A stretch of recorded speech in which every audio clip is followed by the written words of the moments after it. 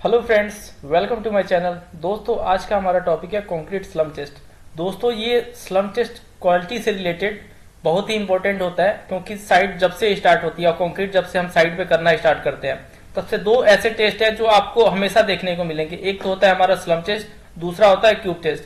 दोस्तों, cube test पे already मैंने एक वीडियो बना रखा है, उसका लिंक मैं डिस्क्रिप्शन पे दे दूंगा। आप वहां से जाके देख सकते हो कि हम क्यूब टेस्ट कैसे करते हैं, उसका रिजल्ट कैसे हम फाइंड आउट करते हैं।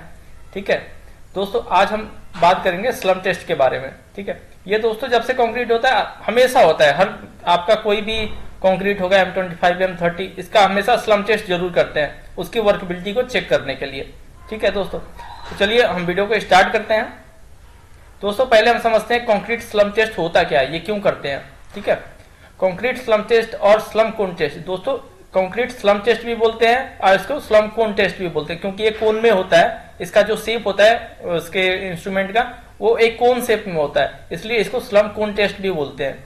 ठीक है, टू डिटरमाइन द वर्कबिलिटी और कंसिस्टेंसी ऑफ कंक्रीट मिक्स। जो हमारा कंक्रीट मिक्स होता है उसकी वर्कबिलिटी और कंसिस्टेंसी को चेक करने के लिए हम स्लम टेस्ट करते हैं। ठीक है, और आगे लिखा है प्रिपेयर्ड एट लेबोरेटरी और construction site during the work process of work. मतलब यहाँ पे लेबोरेटरी का आपका मतलब हुआ कि जो हमारा आरएमसी प्लांट से जो कंक्रीट आता है, वहां से जो बन के आता है, उसका भी हम स्लम टेस्ट करते हैं साइड पे, कि हमारा जब स्लम कंक्रीट साइड पे पहुंचा है उस टाइम उसमें स्लम कितना है। ठीक है, उसकी वर्कबिलिटी कितनी है वो हम चेक करते हैं। या फिर आप साइड पे जब बनाते हो, साइड पे काम करने के दौरान आपको कंक्रीट की आवश्यकता होती है, आप साइड पे मिक्स करते हो उसको, तो भी हम वहां पे स्लम टेस्ट उसका करते हैं। ठीक है, तो generally concrete slump value is used to find the workability.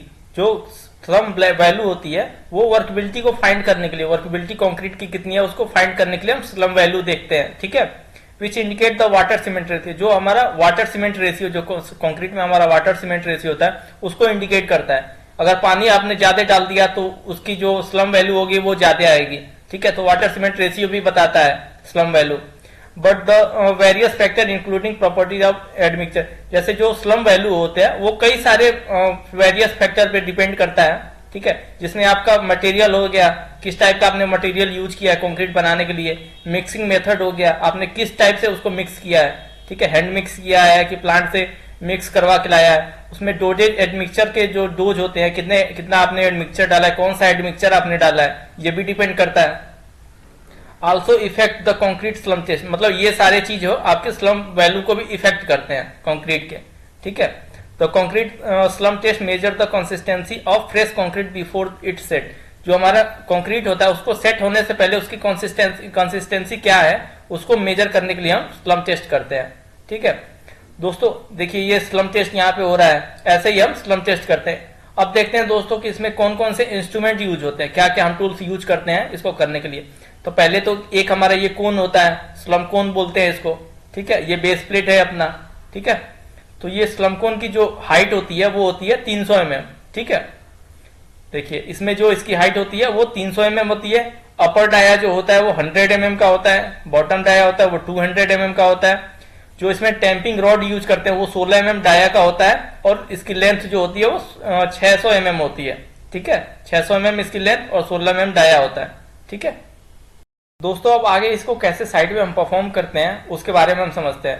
पहले दोस्तों, इसको आप देख रहे हैं ये स्लम कोन है अपना। ठीक है, पहले बेस प्लेट को इसको ब्रश की सहायता से अच्छे से साफ कर लेंगे, स्मूथ कर लेंगे इसको। ठीक है, उसके बाद ये स्लम कोन है, उसको जैसे आप देख रहे हैं फिगर में सेट किया हुआ है स्लम कोन को, ऐसे ये इसको हम सेट कर लेंगे। ठीक है, अब देखिए आगे, जैसे पहले हम जो कोन होगा उसमें कंक्रीट 100 mm तक भरेंगे। ठीक है, 100 mm भरने के बाद हम 25 टाइम्स इसको टैंपिंग करेंगे।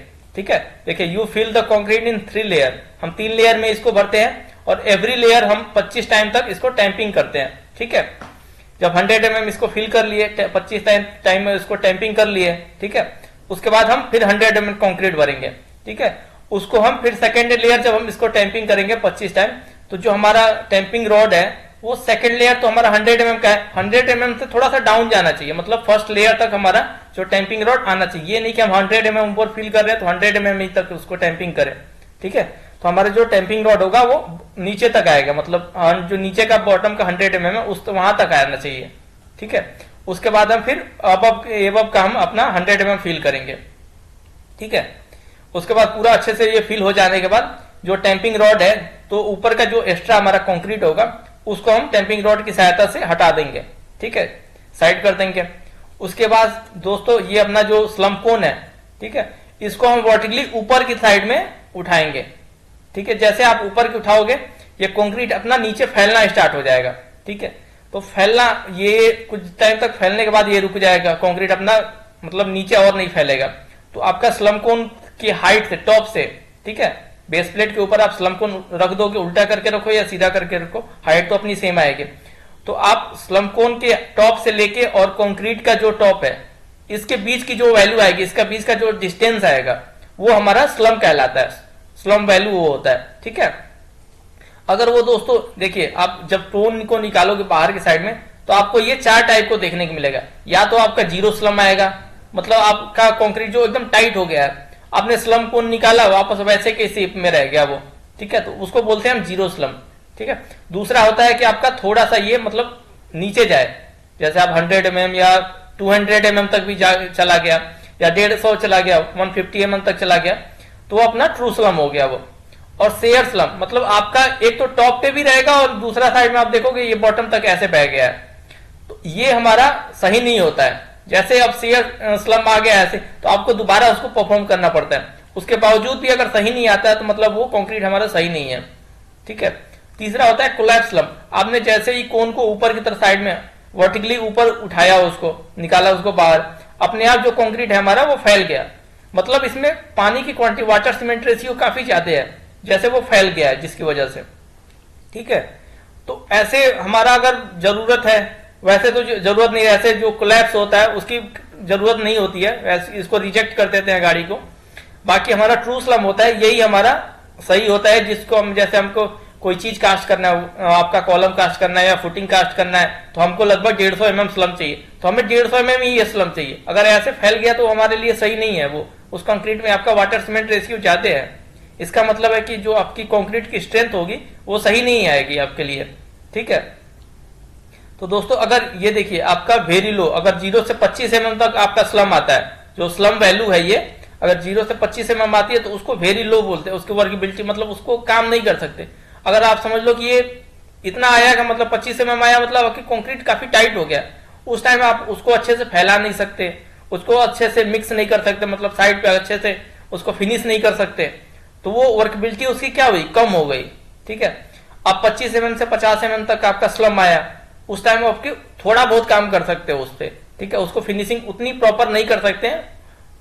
ठीक है, इसका जो 25 से 50 mm है, ये आप जब रोड वगैरह बनाते हो उस टाइम आपको काफी मतलब टाइट मसाला चाहिए होता है, टाइट कंक्रीट चाहिए होता है, वहां पे 25 से 50 mm वाला आप कंक्रीट यूज करते हैं। जो रोड वगैरह, जब रोड की कंक्रीट बनता है उस टाइम आपका जो मीडियम होता है वो 50 से 100 mm तक होता है, जो स्लम वैल्यू होता है आपका 50 से 100, यहाँ पे आप मीडियम काम कर सकते हो। ठीक है, और ये 100 mm से 175 mm होता है हाई, मतलब यहाँ पे आप अच्छे से वर्कबिलिटी आपको अच्छी प्रॉपर अच्छी मिलेगी, आप अच्छे से उसको फिनिश कर सकते हैं, अच्छे से उसमें वाइब्रेटर यूज करके माल को फैला सकते हो। ठीक है, और ये कोलैप्स ये काफी हाई, आपको इसमें वर्केबिलिटी तो काफी हाई मिलती है, लेकिन कभी कभी जिसमें वाटर सीमेंट रेशियो होते हैं ज्यादा होने की वजह उसकी स्ट्रेंथ आपको कम मिलेगी।